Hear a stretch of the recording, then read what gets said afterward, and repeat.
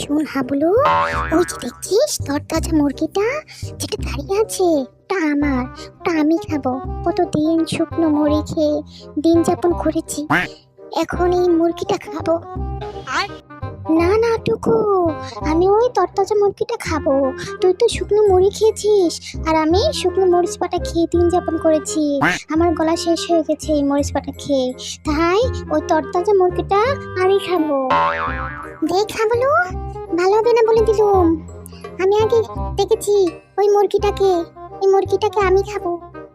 তুই নেতানো পোতানো মুরগিটা খা। দেখ টুকু, আমাকে চেতাইলে আমি কিন্তু তোর পায়ে কামড়ে দেব, তখন তুই কিছুই খেতে পারবি না। তাই বলছি, ওই নেতানো আর পোতানো মুরগি তোর, আর তাজা মুরগি আমার। আচ্ছা আচ্ছা, আমারও সময় আসবে, তখন বুঝাবো কত ধনে কত চাল।